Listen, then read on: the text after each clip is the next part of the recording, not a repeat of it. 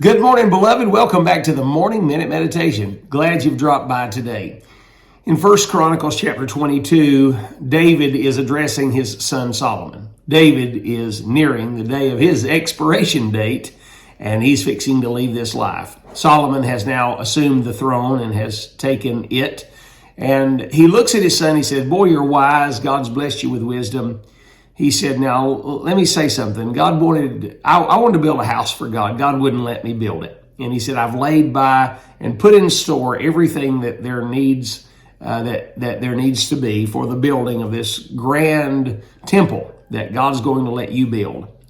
And then in verse number 16, he said, of gold and silver and brass and iron, there's no number. You have more than enough. Then he makes this statement, "Arise, therefore, and be doing, and the Lord be with thee." Here's what he said. You've got all you need. Get off of your posterior. Get busy. And the Lord is going to come alongside you as you are doing, and he will take care of the rest. Arise, therefore, and be doing. In 1988, Nike was competing with Reebok for their major share in the sneaker market or the tennis shoe market. Reebok was really concentrating their effort on the fitness industry and those who were trying to stay fit. Nike wanted to appeal to the common individual who was doing all that he or she could just to stay fit. And so they tasked an advertising agency to gain a new slogan. Of course, that slogan would eventually be "Just Do It," and that slogan would take off and would result in billions of dollars in sales.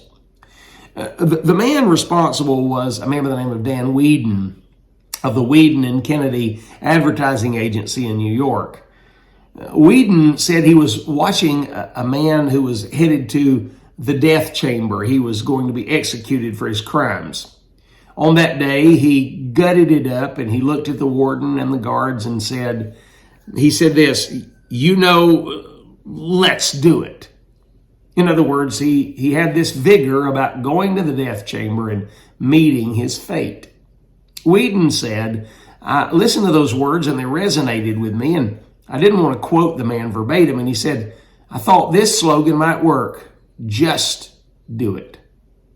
And it did. It worked. It resulted in billions of dollars in sales. And it allowed Nike to appeal to everyday American individuals who were just trying their best to stay somewhat fit. They weren't elite athletes, but they were just trying to do something to advance their health and help themselves along.